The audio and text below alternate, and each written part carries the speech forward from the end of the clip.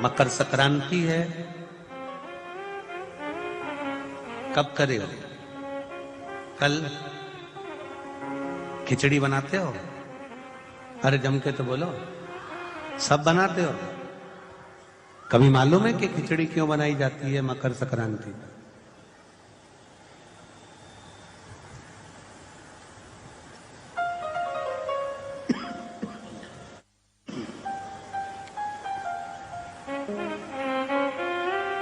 खिचड़ी बनाने का कारण क्या है?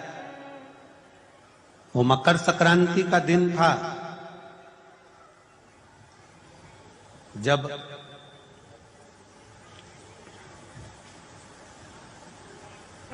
सनातन धर्म पर आंच आकर खड़ी हो गई थी और सनातन धर्म को नीचे गिराने वाले लग गए थे। चारों तरफ आक्रमण कर दिया था। तब सैनिक भी नहीं थे। तब गुरु गोरखनाथ जी ने अपने सारे शिष्यों को कह दिया था कि चिमटा उठाओ और चल पड़ो युद्ध के लिए। तो सारे साधु, संत, सन्यासी, तपस्वी, साधक, उपासक जितने थे वो सब युद्ध करने के लिए आ गए।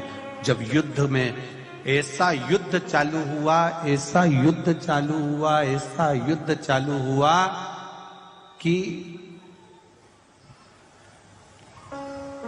खिलजी अपनी सेना को लेकर पीछे हटने लगा, फिर आक्रमण कर दिया। गोरखनाथ जी ने देखा कि अब आक्रमण हो गया, अब क्या करें? अब उनकी सेना में सबको खाने के लिए अच्छा मिल रहा था, पीने के लिए अच्छा मिल रहा था। तंदुरुस्त होकर फिर सामने आकर खड़े हो जाते थे। मकर संक्रांति का दिन गुरु गोरखनाथ जी को मालूम पड़ा, आज भोजन में तुम्हारे संतों के पास कुछ भी नहीं है, कुछ भी नहीं, और भोजन में कुछ भी नहीं, और ये बाकी की सेना जो सामने वाली है उसके पास में तो इतना बल है, खाते हैं और एनर्जी आ जाती है, बल आ जाता है। गोरखनाथ जी ने कहा चिंता मत करो, उत्तरायण सूर्य है, मकर राशि का प्रवेश है, मैं भी ऐसा अमृत तैयार करता हूं कि मेरी सेना को जब मैं खिलाऊंगा तो विजय कर कर आएगी। और गुरु गोरखनाथ जी ने सबसे पहली खिचड़ी, मेरे गुरु गोरखनाथ ने अपने सारे संतों के लिए, भगवंतों के लिए गुरु गोरखनाथ ने तैयार करी और कहा खिला दो खिचड़ी और करो आक्रमण। खिचड़ी खाकर मकर संक्रांति के दिन जब आक्रमण किया गया तो पूरी सेना को तहस नहस कर कर ये सनातन धर्म फिर बच गया। ये सनातन धर्म की रक्षा ये खिचड़ी प्रसाद। आज भी मकर संक्रांति के दिन खिचड़ी का महत्व है महाराज।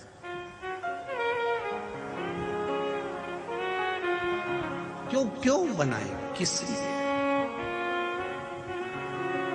क्यों मकर संक्रांति के दिन वो उड़ाते हो? और जम के तो बोलो। हमारे सनातन धर्म में, हिंदू धर्म में एक दिन दिया गया है पतंग उड़ाने के लिए। एक दिन दे दिया, ये पतंग उड़ा लो,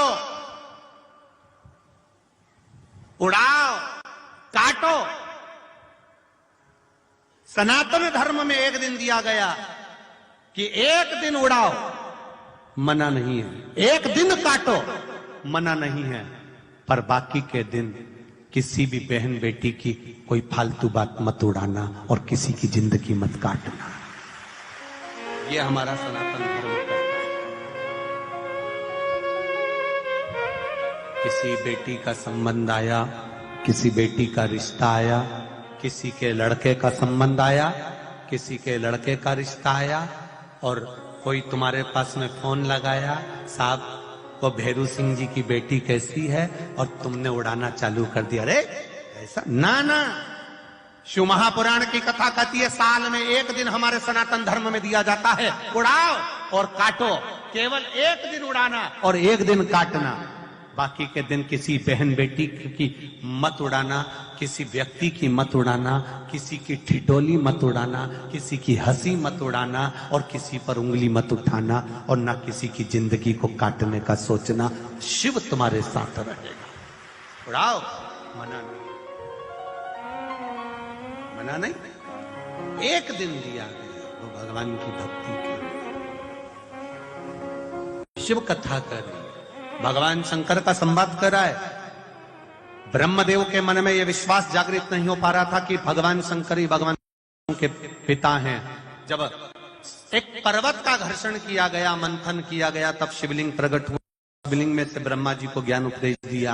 तब ब्रह्मा जी ने सृष्टि क्रम आगे बढ़ाया और सृष्टि के आगे बढ़ाने में फिर जो आगे वर्णन आया है, दक्ष की धर्म पत्नी है प्रसूति, जिन